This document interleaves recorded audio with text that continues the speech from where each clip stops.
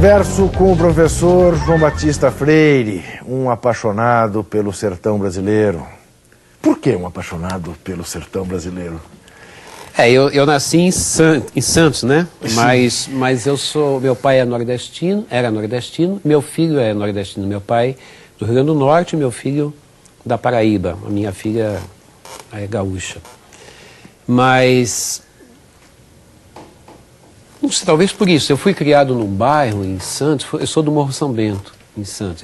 Eu nasci no Morro do Sabuó, que é aquele morro do cemitério, na entrada de Santos. Né? Alguns chamam de Morro da Penha. E depois, em seguida, eu mudei para o Morro de São Bento, onde eu me criei. Aí eu digo até que subi na vida pela primeira vez quando eu mudei de morro, porque o Morro São Bento era mais alto.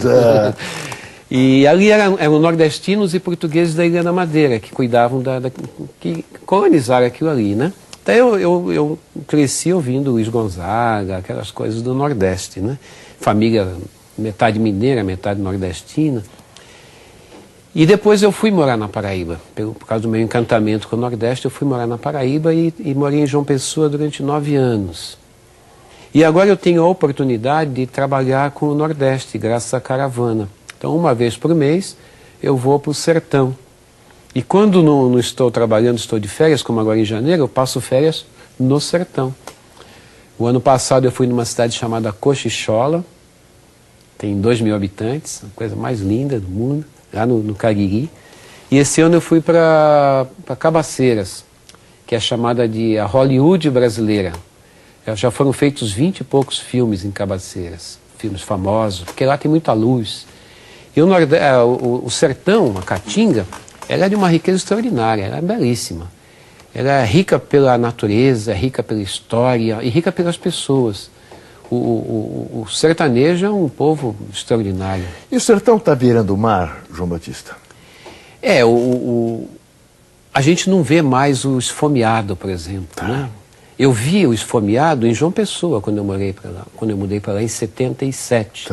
Hoje você não vê o esfomeado mesmo no sertão, apesar de existirem pessoas passando fome no Brasil ainda, talvez 15 milhões ainda durmam com fome. Até na periferia de São Paulo? Rio de Janeiro, São Paulo, né? Claro. Agora, já não é frequente, é difícil eu ir, por exemplo, eu vou a Cruz das Almas, Governador Mangabeira, Lagarto, Propriar, agora estou indo para Lauro de Freitas, vou ao Tocantins esse ano, vou a muitos lugares. E é difícil ver uma pessoa passando fome. As pessoas estão mostrando a sua dignidade, que sempre tiveram, né? Mas eram massacradas por um sistema de viver que não é para seres humanos. Esse coronelato, esse sistema de opressão, quer dizer, antes de chegar ao povo, tudo passava pelo coronel. Essa intermediação era muito nefasta, né? E hoje não, hoje as coisas estão... Por exemplo, abrir uma conta no banco impede que o dinheiro passe antes pelo coronel. Isso é belíssimo. Claro. Né? Então, aconteceram mudanças, talvez nos últimos 20 anos no Brasil, que mostram que o intermediário deixou de ser o dono do sertanejo. E o sertanejo é um sujeito que é muito trabalhador. Ele trabalha muito e trabalha gostoso, trabalha entusiasmado, trabalha até ludicamente, assim, sabe? Meu filho, que mora na Espanha, foi uma coisa muito bonita outro dia. Ele disse falou assim: pai, quem trabalha muito aqui na Europa somos nós, os brasileiros, os bolivianos, os equatorianos. Nós não temos hora para acabar o trabalho, a gente não tem medo, a gente gosta de trabalhar. E os europeus, eles têm seu horário, tudo certinho e tal, e eles gostam de nós porque a gente trabalha muito. E eu noto isso no brasileiro, e muito particularmente no nordestino. É um povo muito trabalhador, muito alegre, muito disponível, que abre a casa para você, né? Então eu gosto muito do Nordeste porque, além de eu gostar da paisagem, eu gosto de estar no meio do nordestino, sabe? Eu gosto de estar ali sentindo aquele jeito nordestino. Aquilo é fantástico. Professor João Batista Freire, nós vamos ver, você com 62 e eu com 60, nós vamos ver esse país com uma política esportiva voltada para a inclusão social? Olha, são poucos ainda pregando isso. O problema é assim, o esporte, por que eu quero fazer do esporte o meu veículo de educação? Por isso estou da Kuala Moza e aqui na caravana, né? A caravana tem uma coisa muito interessante. A caravana é um veiculador de uma nova ideia no esporte. Ela veicula uma novidade. O esporte pode educar para o bem, que pode ser educar para o mal também, claro. Porque o esporte, ele é, como qualquer organismo, ele é cheio de vícios e de virtudes. Como eu, como você, como todas as pessoas. Eu sou cheio de vícios, mas eu não preciso usá-los. E eu sou cheio de virtudes, e eu tenho que usá-las. O esporte também ele é cheio de vícios e de virtudes. O esporte, por exemplo, ele contém violência. Eu não preciso potencializar essa violência, mas muitas vezes a imprensa potencializa. Eu lembro que quando o Corinthians foi rebaixado, eu assisti, pasmo, por uma emissora de televisão brasileira de enorme audiência, um jornalista sugerindo que se fosse ao Parque São Jorge e pegasse os dirigentes na pancada. Eu fiquei impressionado com aquilo. Isso é uma potencialização de um vício do esporte. O esporte tem vários outros vícios, a ganância, né, o vencer a qualquer custo, tudo isso. E o esporte tem virtudes, como a coragem, a solidariedade, a compaixão, a prudência, a temperança. E o que nós pretendemos fazer? Potencializar a virtude. Potencializar isso. Então, eu trago... É muito fácil trazer... Por exemplo, é muito difícil trazer as crianças para a escola. Tem que ser na marra. Eu já sugeri várias vezes no meu blog o seguinte: vamos criar o Dia do Desafio da Educação. Aliás, por favor, me dê o endereço do seu blog para a gente pôr aqui.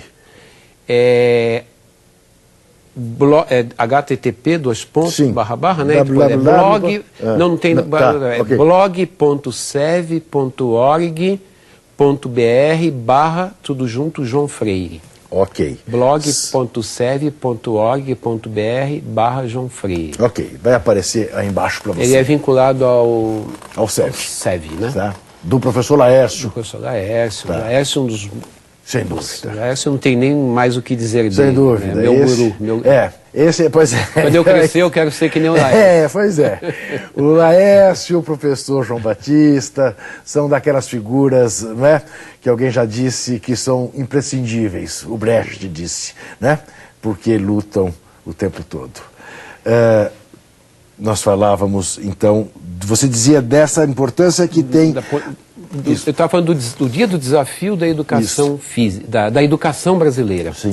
Num determinado dia, nós avisaremos os pais do seguinte: olha, às 10 horas da manhã ou às 2 horas da tarde, nós abriremos todas as portas das salas de aula e todos os portões de todas as escolas. E só ficarão os alunos que quiserem. A gente vai ver quem fica. Mas aí, nós vamos a um centro desportivo onde se joga futebol. Nós podemos abrir todas as portas e portões e ninguém irá embora. Se os pais não pegarem os filhos e puxarem, eles não vão embora da aula de futebol. Ora, onde é que o educador tem que estar? Onde a criança e o adolescente querem estar. Então eu não sou bobo. Eu vou trazer o jovem para educá-lo no futebol.